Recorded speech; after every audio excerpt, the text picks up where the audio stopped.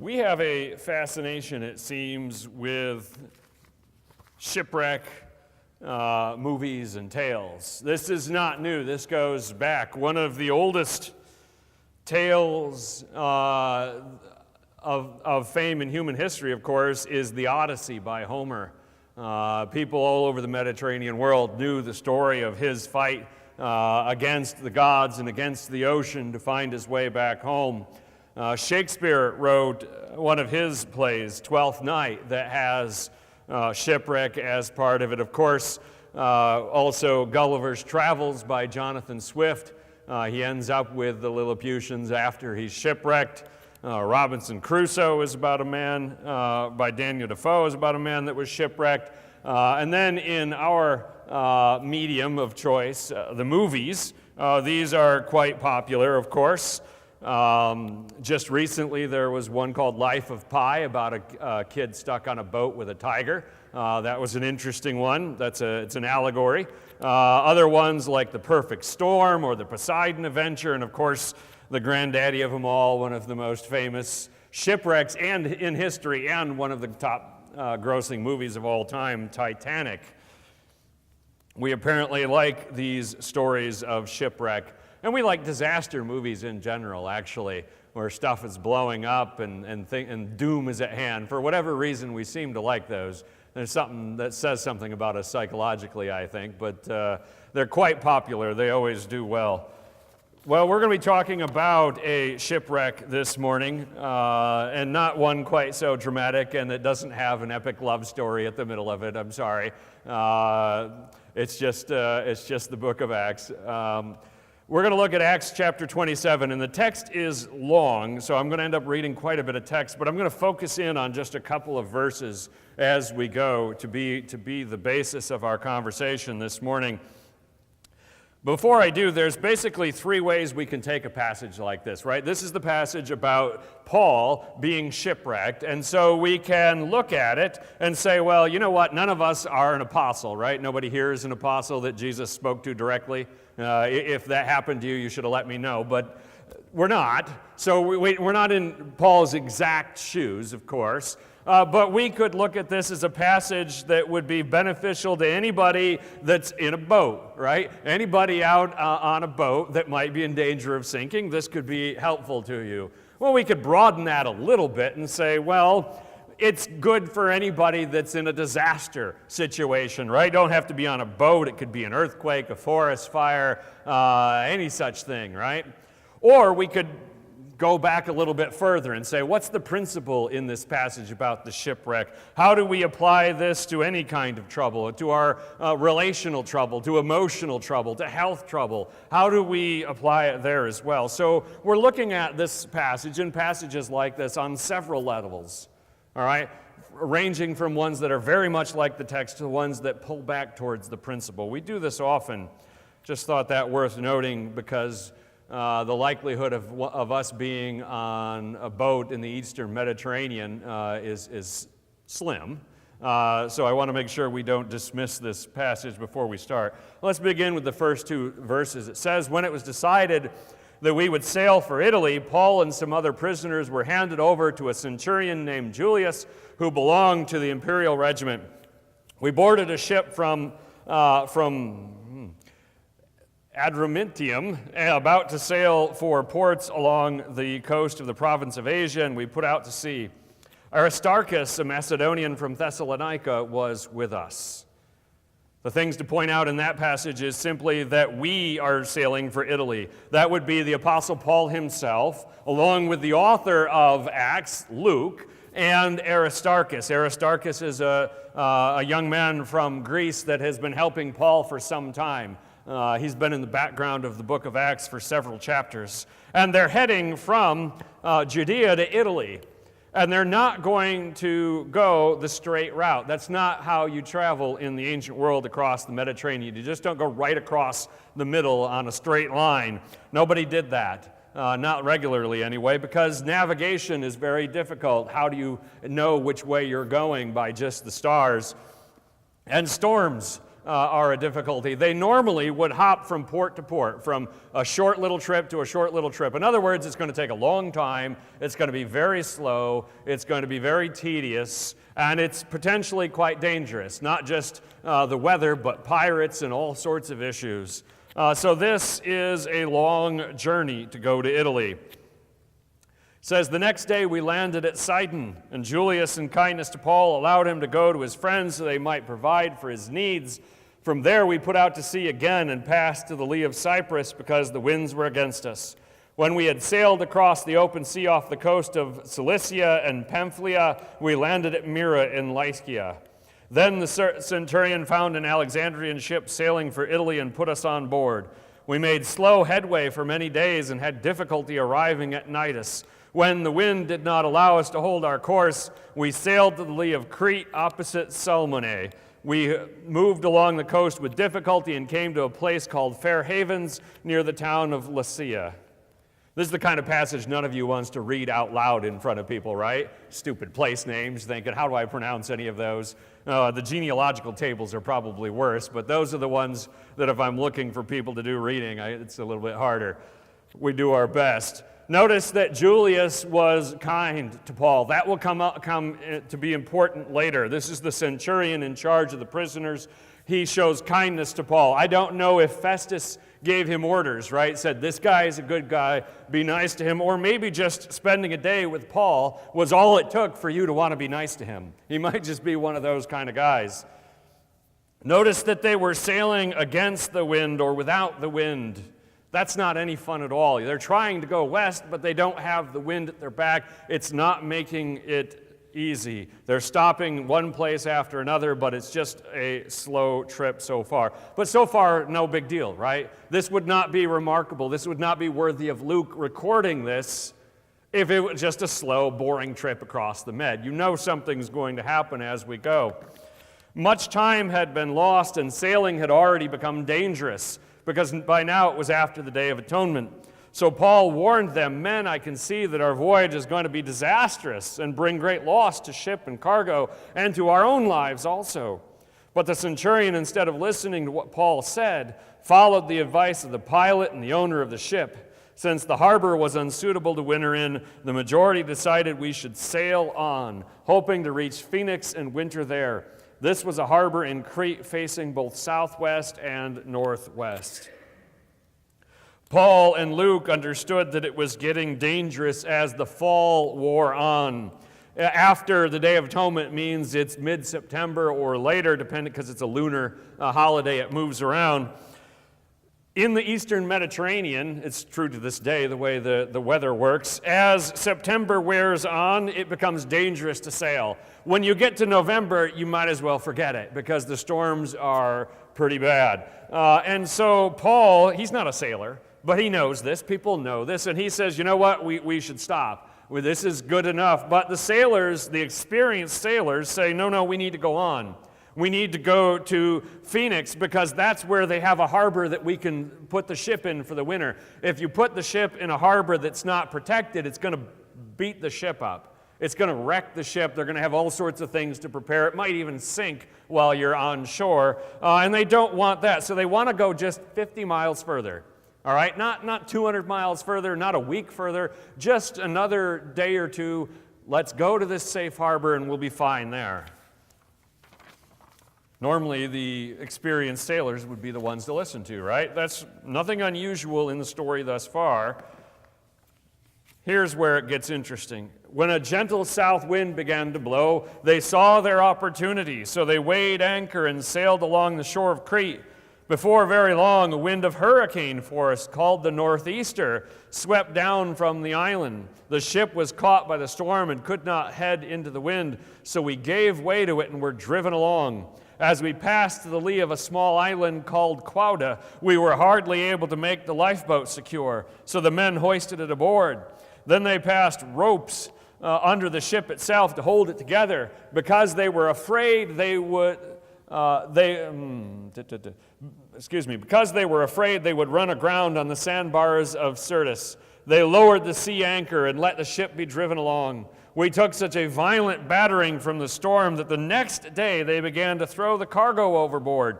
On the third day they threw the ship's tackle overboard with their own hands. When neither the sun nor stars appeared for many days and the storm continued raging, we finally gave up all hope of being saved. That last sentence is where we're going to spend most of our time thinking. Notice that here is the point where hope is lost. Notice the might of this storm. The sailors are taking one precaution after another. They're desperately trying to save the ship, right? Trying to protect the ship, doing everything that a sailor can do. But by the end of this paragraph, they're basically just trying to save their lives. Forget the cargo, forget anything else. We just need to live through this storm. That's how serious it is. And then we see at the end, we finally gave up all hope of being saved. What made them lose hope? Earlier in the passage, we're told that for many days, neither the sun nor the stars appeared. Now, the sun would be a lot of hope, right? You're in the midst of a storm, you start to see the sun, you think, hey, maybe the storm's about to end because I can at least see the sun. That would have been very encouraging, but the stars wouldn't have been that bad either, right? Because then you're thinking when the sun comes up tomorrow, that's the same thing. So that would have been an encouragement, but they don't have either. Instead, they have a prolonged period of stress, day after day, with fear paramount that they might not live through the day. That builds and builds. We finally gave up. In other words, that includes Paul and Luke and Aristarchus. Now, this does not mean that they stopped believing in God, right? That they gave up on God. That would be ludicrous, and that's certainly not Paul's faith. Just that they didn't see a reason at this point to believe that God was planning on sparing them. In this particular boat, in this particular storm, they had no reason to believe that God was going to spare them because it looked bleak. Now, this is important for us to notice and admit to. We all have a breaking point. Every single one of us has a point at which our spirits will break. We call it a bridge too far, after Operation Market Garden in World War II in the famous book. Or we call it the straw that broke the camel's back. And a host of other things that we use to mean the same thing, whether it's spiritual or mental or emotional or physical, we all have a limit to what we can endure. And it's also important for us to remember that that changes over time. As our health gets better or gets worse, as we age, as our support systems change, the people in our lives, all of that stuff can change what our breaking point is. And some people have a tremendous breaking point in terms of physical hardship or physical pain, but a very low threshold in terms of emotional or psychological pain. And other people are different. None of us are the same. We all have a point at which we will lose hope, a point at which we will not be able to keep fighting. So it is important for us, as a body of believers, as people who are disciples of Jesus Christ, that we do not pretend that we are okay when we are not okay. That we don't put on a facade, that we don't show up on Sunday and have a smile and say, I'm fine, and get back in the car and drive home with tears coming down your face. What good does that do you? It does not help you to lie to me about it and pretend that you don't need my help or other people's help and act as if everything is fine. Because you know what? We can carry each other's burdens. We can be a strengthening of your support system, and we want to be, and we would be, if we knew about it. Right? This is something I've mentioned many times before, and will continue to say, let me know when there's a problem. A good number of you here, and people who aren't here today, have said from time to time, oh, I didn't want to bother you with that. Right?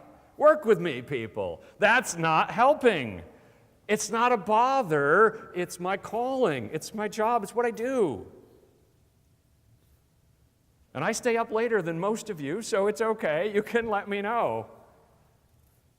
If you text me at 4 a.m., it's going to wait until I get up. But if it's 11, it's 12, it's okay. Let me know what's going on, because you are not impervious. You are not Superman or Wonder Woman or your other favorite. You're not capable of lasting through anything if it lasts and lasts and lasts in particular. You see, a strong faith in God does not require that we believe that God is going to intervene in our particular case. You can believe in God, in the resurrection, in Jesus Christ with absolute certainty, and not have to believe that God's going to fix your particular problem right now. That God's going to make your cancer go away, that God's going to save you if your boat is sinking. Pick the circumstance. You don't have to believe that in order to believe in God, because we know that God does not miraculously intervene all the time. Now, there are not statistics on these things, right? How often, when someone cries out to God, does God miraculously intervene and fix their issue, right? It's not 50% of the time. We'd notice that. It's probably not even 10% of the time. It's probably less than 1% of the time. And that's not a change from biblical times. We read all the times in the Bible when God is helping here and here and here.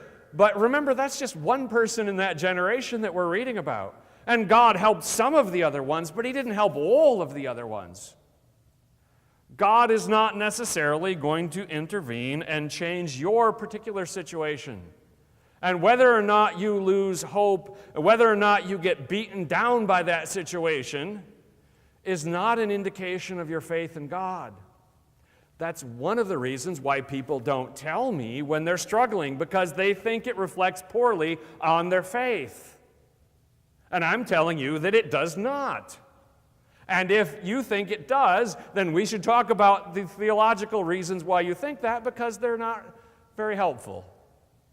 I was going to say they're wrong, and that seemed harsh, but you know what? They're wrong. Because that's not correct. That is not what God is asking from us. I know this in particular because this was an issue in my own family nearly 20 years ago after my grandmother had a stroke. My dad's mom. Very, very bad stroke. Couldn't walk, couldn't talk. It was very bad. And my grandfather believed that she was never healed because her faith was insufficient. And it created bitterness and difficulty. And I talked to him about that, and my dad talked to him about that, and we tried to deal with it because that was not helping.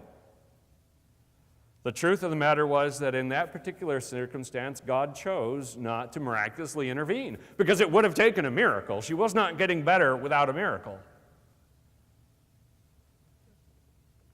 Losing hope in this life is not the same as losing hope with a capital H, hope in God. It's not the same. And we shouldn't treat people that struggle with a stigma. We should encourage them, we should step around them, we should help them. Let me tell you a brief story. Some of you will know this and some of you will not. About 5 years before we came here to Pennsylvania, so about 13 years ago, my wife had to quit teaching. She had taught for 10 years, and in the middle of January, I think it was, she went to the doctor and he said, "You need to quit, like today. You're not going back." She wasn't sleeping. She had high anxiety because the job was getting to her. It was too much. Too many hours, too much hard work, too many parents yelling at her because their brilliant child was not getting an A. If you've ever heard that, if you've ever done that to a teacher, please stop. And so she quit. That ushered in a period in our marriage and in our lives that lasted until we moved here for several years of anxiety, of difficulty, because our income dropped dramatically when she quit teaching. Fortunately, she had 2 years on her union contract that said for 2 years, because of disability, she can have her insurance and partial pay. And so for the first 2 years, we had sort of a lifeline. We were clinging to the wreckage, so to speak. And we both shared the piece of wreckage. She didn't, tell me to hang off. Sorry, that's a Titanic analogy there. We were keeping our heads above water. But then that ran out. And for the next 2 years, we didn't have insurance. I didn't go to a doctor. I had pneumonia, and I didn't go to the doctor because it was going to cost me $120 to go to the doctor, and I didn't have $120. So I didn't go. I sucked it up, and I went through it, and I went to work every day, and I went and played basketball every week while I was going, while I was coughing up and down the court. It was great. Of course, I was a much younger man, and so we do things like that when we're younger. That was a dark period, in part because it just went on and on and on. And we had difficult conversations, Nicole and I. When is this going to end? What is God doing? Is he trying to teach us something? Did we do something wrong? What is going on? The kind of questions that theologically your brain says, I know better than that, but emotionally you struggle with. When I first got here, I shared in great detail that story at the seminar that Nicole organized with Don Piper, if any of you were there. And when I shared that then, I lost it. It brought me to tears. It broke me down because the anxiety and the difficulty was still so raw. It was only 6 months after we moved here. Now I can share it because time has passed. Life has gone on. Right? We've got Clara now. Things have gotten better. But during those difficult times, neither one of us was saying, I don't believe in God. Neither one of us was saying, God doesn't love me. We were just saying, we have no idea where we're going. What is happening right now? And you can believe that Paul and Luke and Aristarchus, as it looked like day after day after day, they were going to drown in the ocean, believed, I guess God is not interested in us getting there. And everybody else on board concurred. Let's continue and see how this ends. At this point, hope is lost. And for good reason. Day after day after day.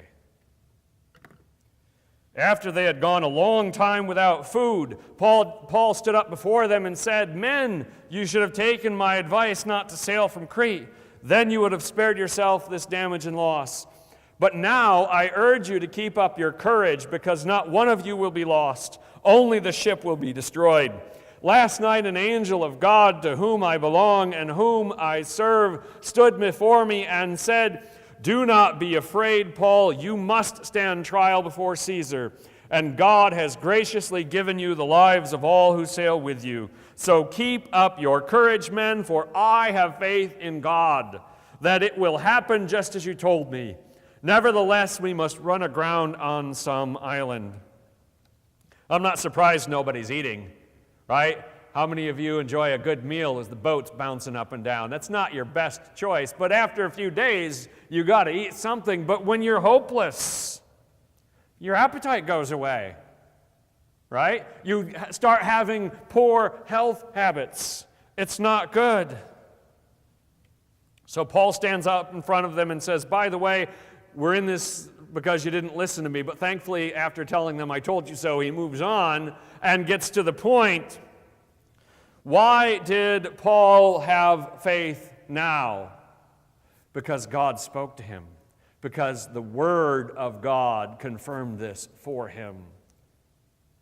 It was not because he suddenly overcame it by pulling up himself, right? By the grit and determination of Paul, right? That's not what's going on. This is not Paul being a Superman. This is God reaching down to Paul and saying, let me help you out here. You need some help. And so an angel speaks to him, and why does Paul believe an angel during the midst of the storm? The storm hasn't gone away. right? The storm is still raging, and yet Paul says, now I have hope because an angel spoke to me, and he has hope because he already knows God. He has already been serving the will of God. God is already directing Paul's life. This is not a change in Paul's life. This is a continuation of the way he has been for years, following the will of God. So he has ample reason to have faith. He has previous experiences that have taught him to trust that when God speaks, his power is sufficient and he will be vindicated. Remember, this is not the first time. Paul was once in prison. Paul was once beaten and left in prison in Philippi. And what did he and Silas do that night but sing songs of praises to God because he was in control still and Paul was not afraid.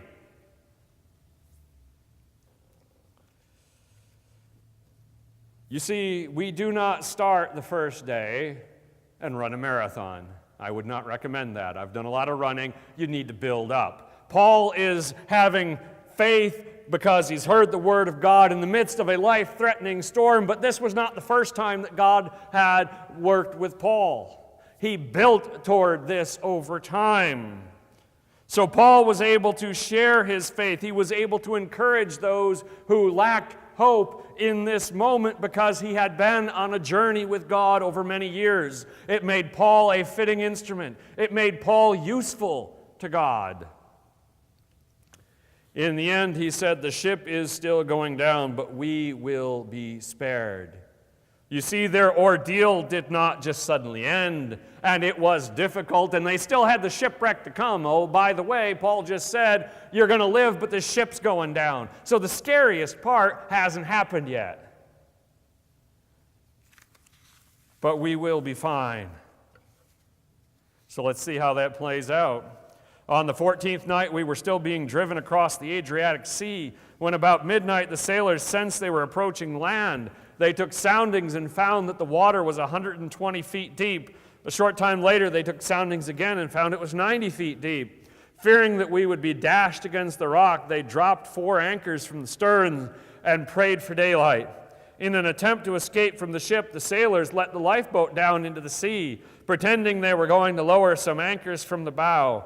Then Paul said to the centurion and the soldiers, unless these men stay with this ship, you cannot be saved. So the soldiers cut the ropes that held the lifeboat and let it drift away. This is the beginning of the dramatic finale. They've been at this for 2 weeks. Imagine that. 2 weeks on a boat, bouncing up and down in a storm, not anticipating that you're going to live to see tomorrow because you know what? You haven't seen the sun day after day. 2 weeks of that. We see at this point that Paul's encouragement was not enough for these professional sailors. They perhaps were buoyed for a moment. Perhaps they got a little bit of hope from Paul saying, I've seen a vision, I've heard from an angel, you will not die. But it was not their faith, it was Paul's faith. And somebody else's faith can only sustain you for so long.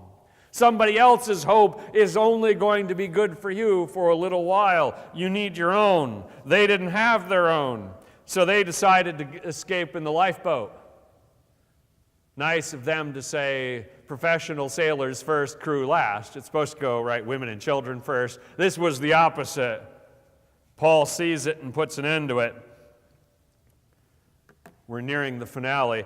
Just before dawn, Paul urged them all to eat. For the last 14 days, he said, you've been in constant suspense and have gone without food. You haven't eaten anything. Now I urge you to take some food. You need it to survive. Not one of you will lose a single hair from his head. After he said this, he took some bread, gave thanks to God in front of them all. Then he broke it and began to eat. They were all encouraged and ate some food themselves. Altogether, there were 276 of us on board. When they had eaten as much as they wanted, they lightened the ship by throwing the grain into the sea.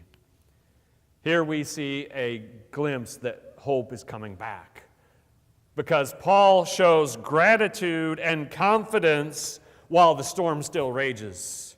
And that is an amazing testimony. Paul says, we haven't wrecked yet. We're still in the storm, but we need to eat, and I'm going to show you the way. He stands up in front of them. He thanks God for the food, and then eats it. Not as easy to thank God while the storm is still raging, eh? This is the day the Lord has made. Let us rejoice and be glad in it. It is easier to sing when the day is a good day. If it's the worst day you've known in a decade, those words get out a little bit harder. This was obviously a spiritual battle for these men, but health was important too. Don't neglect that. Paul said you still need to eat. If you are weakened physically, it will harm you spiritually. If you are weakened emotionally, you still need to sleep, you still need to eat, you still need to take care of yourself. And I've counseled people with that sometimes when they're going through a difficulty. Have you gotten any sleep? Are you eating? Not because I'm a nutritionist, not because I'm a doctor, but because I know that if you get weakened in that area, it will weaken you in other areas. Because we are whole beings. God created us, body, soul, and spirit, as a whole being, and the one cannot thrive when the other is dying. Notice that Paul gave them thanks before the deliverance. Thank the Lord for today, even though today was not a day to be all that thankful for. It was a lousy day, in fact, but Paul said, I will lead by example. I will acknowledge God in front of these people. These were strangers when they got on the boat, were they not? The only ones that Paul knew were Luke and Aristarchus. He didn't know the other 273 people. And yet Paul stands up in front of them and shares his faith in God by example. Paul's actions speak louder than his words. He spoke before, right? He shared words before, and that helped a little, but his actions helped more, as we know they always do. He didn't give up when he saw the sailors try to flee. This is just after that. The sailors tried to abandon ship, but instead of giving up, Paul said, I need to try more. I will be more of an encouragement. I will be more of a helper to those that need it. Because Paul's got his own hope back. He got it back when the angel spoke to him. Now he has the chance to share it with others. And so now the whole group has made an all or nothing decision. They've already got rid of the lifeboat, right? We're all going together. Nobody's getting out in the lifeboat. And now they're going to throw the grain into the sea. We're going to lighten this ship, and we're going to run it into the island. That's the plan. Sounds like a great plan, right? You'd be like, I like this plan. This plan has a great chance of success. Here they go. When daylight came, they did not recognize the land, but they saw a bay with a sandy beach where they decided to run the ship aground if they could. Cutting loose the anchors, they left them in the sea and at the same time untied the ropes that held the rudders. Then they hoisted the foresail to the wind and made for the beach. But the ship struck a sandbar and ran aground. The bow struck fast and would not move, and the stern was broken to pieces by the pounding of the surf. Notice this passage begins with daylight. Before this final test, they get a little bit of daylight to give them some hope. And the sailors intentionally crashed the ship into land. You don't want the pilot to say, okay, there's a problem and we're going to crash the plane, right? That's not what you want. You don't want the sailors to say, there's a problem, don't worry, we're going to run the ship into land. That's really not the way you want it to go. But they're doing it on purpose because this is their last chance to live. Forget the cargo, forget the ship is lost. Let's save the people. And so they try. They cut away the anchors, they raise the sail, and they pick up speed heading for shore. Must have been a real fun time. And then the last moment. The soldiers planned to kill the prisoners to prevent any of them from swimming away and escaping. But the centurion wanted to spare Paul's life and kept them from carrying out their plan. He ordered those who could swim to jump overboard first and get to land. The rest were to get there on planks or on pieces of the ship. In this way, everyone reached land safely. Up until this point, God has let nature run its course, as it were. He has not intervened, but absolutely God's hand was involved in this because 276 out of 276 people made it safely to shore. And that doesn't happen by coincidence. The soldiers said, you know what? We're going to be jumping overboard and swimming for shore. We're not going to be able to keep track of these guys, right? We're not going to chain them to us as we jump overboard. We're not going to keep track of them, and we're responsible for them. If they get away, we're the ones in trouble. So I don't know if they're guilty or innocent. I don't know what their crimes are, but they're all gone. They were going to just kill them all, however many prisoners there were. But notice that the centurion spared Paul. This is the man that was kind to Paul before. This is the one who he's built a relationship with. And because Paul is known by this man and trusted by this man, everybody else's life gets saved too. And they're given a choice: swim or grab something made of wood and hope for the best. All of them made it to shore. This is not luck. This is a miracle, and every single one of them knew it. They had been sorely tested. They lost material possessions along the way. They're getting to shore with wet clothes and nothing else. But faith in God preserved everyone. Paul knew the will of God, and that was given to him by an angel. That made all the difference for him. You see, because I don't know if God intends to rescue me or you or anybody else from a natural disaster, from a car wreck, from cancer, from a heart attack, from the evil intentions of people that might cross your path. I have absolutely no idea if God intends to spare any of us from those things. How could I? I don't need to know that, because faith is built upon the relationship that we already have with God. It's built upon repeated episodes of trust and provision by God. And it will hold for us through the fiercest storm. Even if our lives are forfeited, even if we do not live to see the other side of that trial and tribulation, our faith will hold. Because we have been told in the Word of God by the Apostle John, faith is the victory that overcomes the world. So what do you take away from this amazing shipwreck? 3 important thoughts. Number 1, absolutely none of us are immune to losing hope. We're just not, and we're not meant to be. Secondly, we need to share our hope with others through both word and deed. Find people that need it, share it with them. And thirdly, when it is the will of God to do so, we don't often know when it is or it isn't, but if it is the will of God, absolutely nothing is impossible by the power of God.